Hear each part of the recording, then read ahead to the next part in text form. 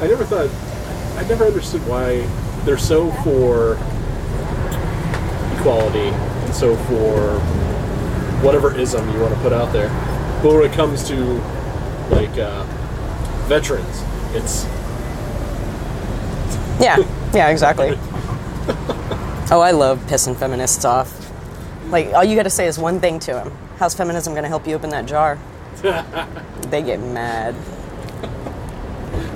Whatever. But you're just on this boat because it's popular. Like, what really... The guys are on it just because they're gonna get laid in college. Right. Like, really, first world problems, what do you really have? Like, why is feminism even a thing in America? It shouldn't be. Everyone needs to be a victim without actually having put in the effort, I guess. That's what I don't like about this generation coming up. The victim mindset. Like, oh my god. I need a flamethrower to melt the snowflakes. That's funny because you've actually seen victims of oppression. Right. So, I mean... Like, that's why I was with the unit I was with. I was the only female on the entire COP. I was the only female in the unit. And that's what part of my job was, even though I was a medic.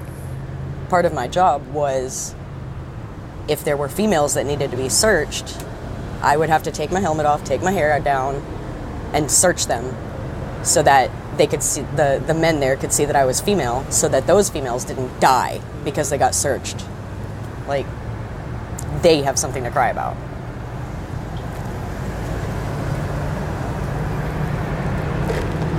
When you came back, you came back and then you were discharged, or were you discharged? I came back. I got discharged 5 years after I came back. 5 years and 3 surgeries. So did you see a difference in the way you were treated after your service? Did you see that mindset of America kind of change against the armed forces? Not really. Not really. Like, I haven't gotten any hate for it. I'm gonna sneeze. I'm not gonna sneeze. Just kidding. No, I haven't gotten any hate for it. I do get, it's weird because I get kind of uncomfortable and I don't know what to do with myself when people are all like, oh, thank you for your service, and I'm just like, stop. I noticed stop. that on your stream, it was like every other... I'm just like, stop. Just say it once and be done. Like, it took me years to figure out what to say to that. Like, because I used to say my pleasure. And then I started thinking about it more and I'm like, no, it wasn't my fucking pleasure. It's not my pleasure.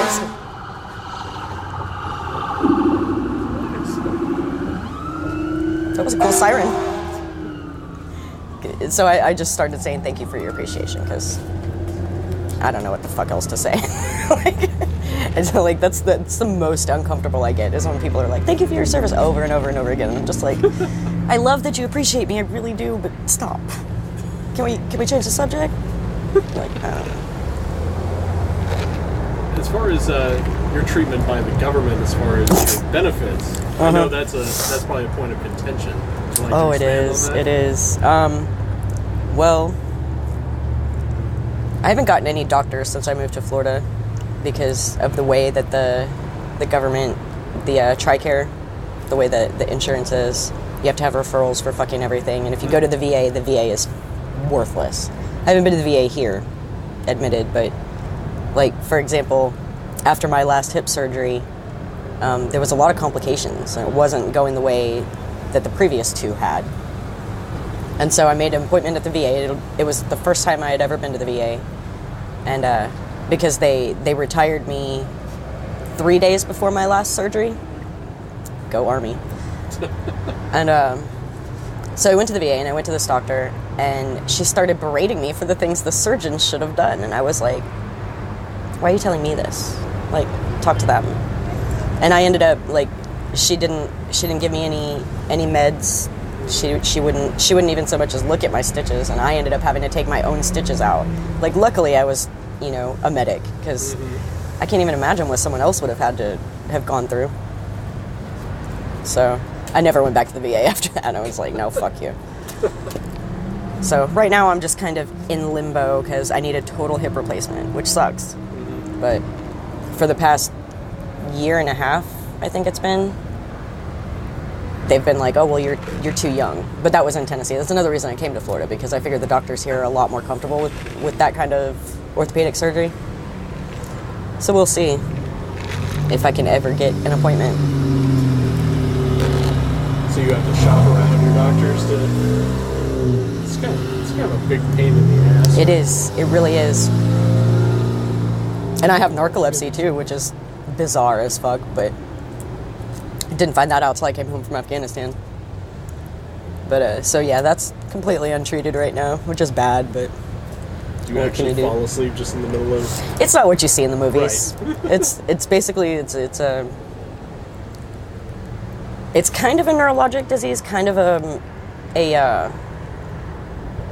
autoimmune thing. Like, basically, like, your own immune system has attacked your own brain and destroyed some of the chemicals, or some of the things that create the chemicals, and your brain basically doesn't regulate your sleep-wake cycle properly. And there's a lot of other little shit that goes along with it, but I deal with it in my own way, just like I do everything else. I'm bullheaded like that. What would you like to see change as far as how the veterans are taken care of? I think they need to actually be taken care of. But at the same time, there's some people, and that's part of the problem, is there's some people who aren't necessarily veterans that are clogging up the system and trying to, give. Like, these people need to understand, the people running things need to understand that the veterans aren't going to go hunt down that help because we're bullheaded. Like, we're not going to go hunt down that help. We're not going to keep asking, help me. That's not how soldiers are. Soldiers aren't like that. And so they need to realize that they need to be reaching out to those soldiers, because the ones that are up in there begging for help probably aren't the ones that need it. So they're just looking for convenient healthcare? Yeah. Kind of what those... I think they're just trying to work the system, you know what I mean? Get as much as they can out of the system, whereas the real veterans, they don't want to deal with the system at all. Like, and we're certainly not going to be like, oh, I'm so fucked up, help me. No. Like, that has been trained out of us. So, I don't know. It's a hard thing to even imagine trying to implement, like, having like, the VA, for example, reach out to the soldiers and try to facilitate them getting the help they need. But, I don't know. It can be done. I know it can. Just a giant call center and yeah, something like that. Call each and every person that's... Yeah. Call them, or, have each soldier that has basically like an advocate that would, go out and visit them, talk to them, see how they're doing, and work out, whatever that soldier needs, and then get that soldier in touch with the people, like, I don't know. What are some of the most common things that veterans usually need as far as healthcare? If they, not say like a combat injury, but in general. Mental health. And they're certainly not going to seek that out, because we've always, like, all of us, even non-veterans, like, we've all grown up with that mindset that mental health problems, like, there's a stigma behind that.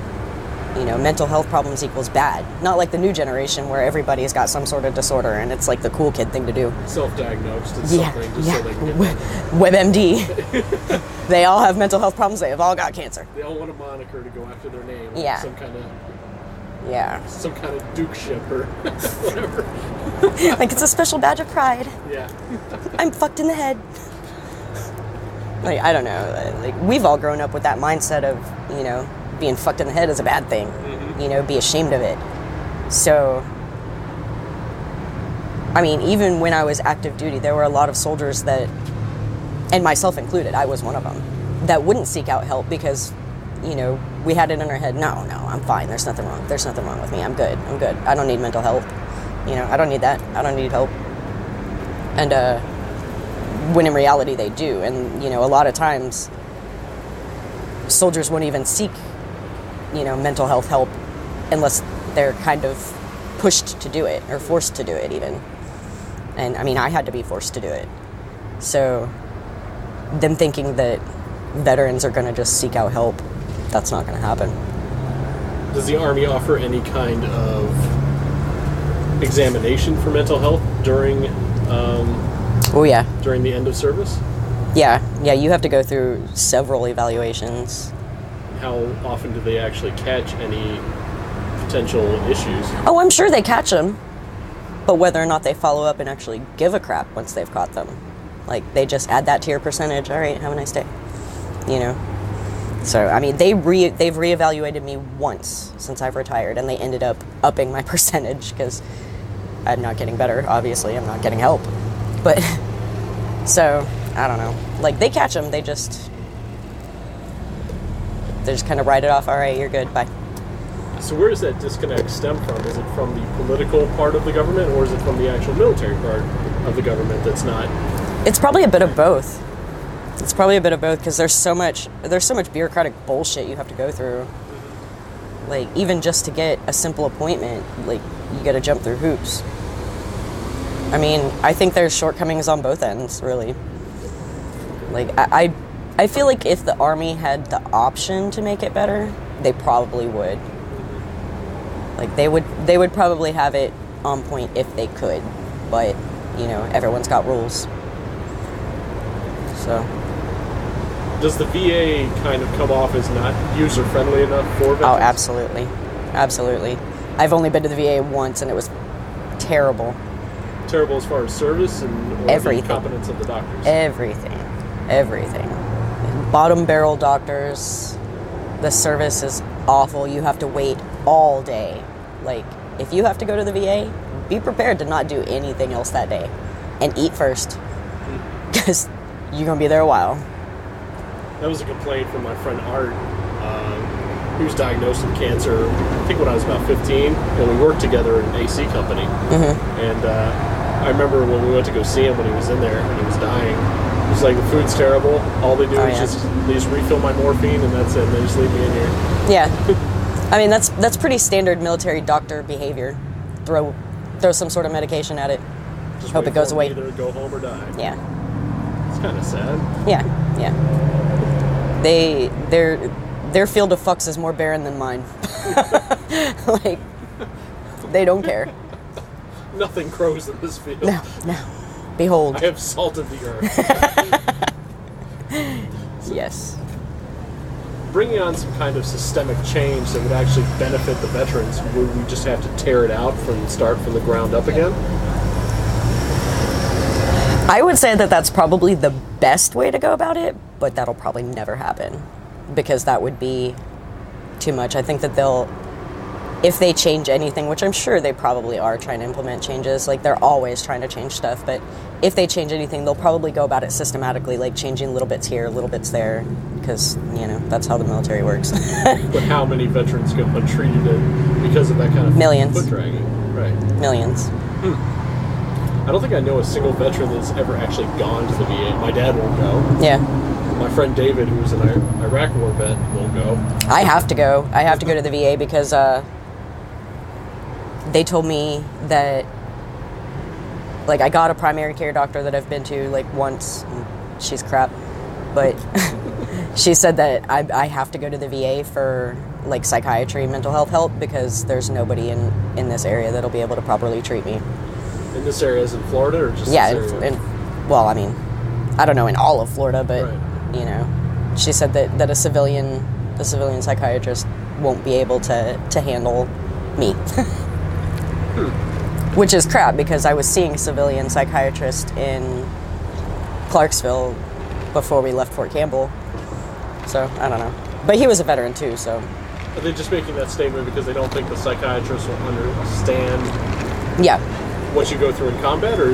Okay. That, and, you know, they just probably don't have a whole lot of experience dealing with, you know, the PTSD and all the side aspects, because it's such a complex thing. Like, and it doesn't just come from combat either. Like, a lot of people. Yeah. Oh my god, my phone is probably... Yeah, that's why I had to put mine away, because it stopped recording because it said, temperature, put me away, motherfucker. Damn. Yeah. Yeah, it's a bad day. It's like the worst day It of the year. is. So. Like, what is the temperature today? Like It's 104? Like 96. Feels like 104. I'm probably getting sunburned right now. You usually try to stay out of the sun? I do. Have you ever been tan? Yeah, for a little while. Like, a year or two. Did you have the blonde highlighted hair to go with it? Fuck no. No. I'm a natural blonde, and I haven't been blonde since I was like 8, except for a little period of time where I decided I wanted to be platinum, and then that didn't work out. I look like a ghost with blonde hair. It's ridiculous. Like, I'm just too overall pale. Like, I look like I crawled up out of a well or something, and I have blonde hair. I'm just like... Does your daughter share your fashion trends? She doesn't. She doesn't. She likes some of it, and I think she's starting to get into it more and more. But for the most part, she's into the pink. She likes princessy things. She loves the cute, sparkly, girly stuff, which I'm cool with. I love that about her. I think it's great, and I like that she doesn't feel like she has to mold herself around what I like. Like I try to encourage her to have her own style and do her own thing so that she doesn't feel like she has to be the spitting image of me. Like, she's already the spitting image of me no matter how she dresses. So, since you're telling me that you didn't have a effect on her fashion trends, then are you saying that there are things that are inherently girly for women that they naturally do? Apparently so. Well, shit. Go figure, right? Feminism. Yeah, you know. It's like... Feminists.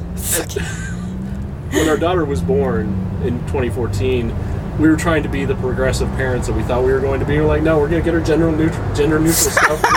We're going to try to stay away from the pinks. And then she just naturally likes girly things. I'm like, I'm not going to fight this. Yeah, Fallon just gravitated toward pink. She's always loved pink. And the girlier, the frillier, the lacier, the poofy skirtier, the better. Like, how did I end up with such a princess for a daughter? What about her musical taste? She likes a little bit of everything too. Like her favorite is more of the pop genre, but she does love In This Moment. And there's some songs that like sometimes I'm like, I should not let you listen to this. But like we've had long talks about, there's certain words that are in songs that are not okay to say. Like she's a very smart girl. She knows what's up. She's not. She like one of her favorite In This Moment songs used to be Sex Metal Barbie. But it was more for the lyrics, and I think it was more for the music video as well, because she's wearing, pink latex and the crown, and she's very girly looking in that video. So I think it was more for that than anything. At least she's not listening to, like, Darling Nikki or something like that. That's like my favorite Prince song. Well, my daughter, she has my taste in music, which is very eclectic. Because I'm not, even though I write for a horror site, I mean, I'm just not... People are multifaceted. I'm not that guy. I'm not dedicated to that genre. But, like, she at first, when she was 1, she liked the songs that she should like. And then when we were in the car and my music would be playing, she'd start singing along to it. So, Gorillaz. Yeah. And, like, it's a guy named Puddles that does, like, very operatic versions of pop songs. Nice. So, that sounds pretty cool. Yeah, there was stuff like that, and she would just start getting into it, and I'd be like, oh, no, fine. Let's do this. Now you can have the same kind of screwed up childhood that I did, right. Where you like all this stuff, and no one else does. So you're so alone. Just being like, I don't want to listen to MC You've got Hammer. that group of 4 people. I want to listen to Megadeth. Right. And living up in the country part of Tampa, you're like, everyone else is listening to Garth Brooks. Right. Oh yeah, I went through that. I almost got burned at the stake in high school. Like, for real.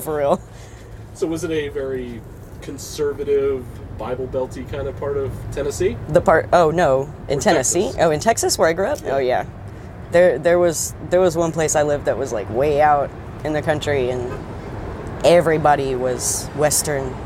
There was me and I think 3 other people that were like dark, gothy, whatever. I mean, the term goth wasn't even around back then. Back then, we were called freaks. Yeah. Like, I had my, rainbow foiled Doc Martens and just the craziness. And then the movie The Craft came out, and that fucked me. Like, that movie screwed me so hard. Like, then everyone wanted to... No, like, me and my 3 little friends would walk down the halls in the school, and they would part like the Red fucking Sea, dude. I kid you not. Like, nobody wanted to come near us. They wouldn't touch us. Like, if one of us accidentally brushed up against them, they'd freak out. Like, in the cafeteria, they'd be like, please don't turn me into a frog. Like, they'd sing Witchy Woman and I Put a Spell on You and shit at me. Like, oh my God. And then I damn near, like, I got just about lynch mobbed and they were gonna burn me at the stake if the freaking vice principal hadn't come out and stopped the motherfuckers. Like, you guys are stupid. Like, you really believe this fairy tale shit? Were they that sheltered from anything else? I guess. An appearance would set them off? It must, the part of the problem was I had candle magic books. Like, so you just played into it, and it was just I didn't mean like, to. Like I hadn't even seen the movie yet. I didn't even know the movie existed yet. It doesn't help that you kind of look like Fairuza Balk. So. I know. I get that. Like, every time I'm on Periscope, I get that. Like, everyone's like, oh my God, you look like that chick on The Craft, or you look like the chick on The Waterboy. And I'm like, it's the same fucking person. And I get Shirley Manson, and who else? I get told I look like a lot of fucking people. Can't I just look like me? Sometimes it seems like it's just too much, and you just want to just totally just dress like a normie for a day. I've done that. I did a takeover on Fem Yoga Taylor's Periscope channel, and I wore a blonde wig, and I wore a Greek goddess dress, and I was like, everyone was like, what's going on? People don't know how to handle it. Do you find Periscope's a good outlet for? Absolutely. It's a stress reliever kind of? It is. It's great for a lot of people for a lot of different reasons. Like, there's people, that find it because they're depressed or they're sheltered, they're basically shut-ins or whatever, socially awkward, whatever, like. And I guess everybody kind of starts out just being a watcher. And then eventually, usually someone will talk them into broadcasting, and then it's a snowball from there. But I mean, it's great. I've met a lot of awesome people on there, like, including you. Like, I've made a lot of really good friends from there. What are the downsides of periscoping? I already know, but I'd just like you to explain them because they are apparent in every feed I ever watch of anyone. Open Bobs. People don't even bother to put the whole sentence anymore. They're just open. Everybody just wants you to show your... Like, I've seen... There was a naturalist, like a nudist scope, not too long ago, a few days ago. And... Actually, I watched that. Did you? Yeah, because I think I shared it, but people were literally going in there talking about open, ... Wait, she's naked. What you want? Like, just go to the naked news Periscope and watch that one. It's all the time. I always tell them, I'm like, just go to Pornhub. Like, why are you coming to me telling me to show you my shit? I'm not gonna do it. Because there are not that many good-looking goth porn stars right now. Really? They're trying to think. I can't even think of a single one. It's been such a long time. I don't know. Because even the ones that I like have like kind of retired. Because they made so much money during like that boom in like the mid 2000s. Just like whatever. Like 2012. Take it easy now. Like, everyone was like just like pay them tons of money. Yeah. Because it was like finally not. There wasn't a stigma for online porn. But it was so accepted. There's so many people. Like, there's so many both men and women on Periscope that literally use it for that. Like, why go to the people who aren't using it for that and try to force them into it? Like, because they like people try to, and they want to see it all. People try to order me around, stand up, turn around, dance for me. No, like, what even makes you look at me and think that I'm going to take orders from you? Not happening. Yeah. Like, I took enough orders. A woman on the internet. That's basically the thing. I mean, they do it to men. Like, the women on there are just as bad as the men. let a bunch of a certain type of women, which most of them are my friends, like the zero fucks given women, like, go into a room where there's a attractive dude, and then like we're all like, take your shirt off. Show us your muscles. Ooh, is that a tattoo? Let me see that tattoo. Like, we give it back. We give back what we've been getting, you know? Like, I did it to him last night. I brought him on my radio show, and I was like, take your shirt off. Show the tattoos. Do you think there should be censorship to try to negate that, or is that just the nature of the beast and we shouldn't start censoring speech even though it's kind of derogatory and stupid? It shouldn't be censored. I don't feel like it should be censored, but I feel like there should be channels or categories so that people can specifically look for the stuff that they're interested in.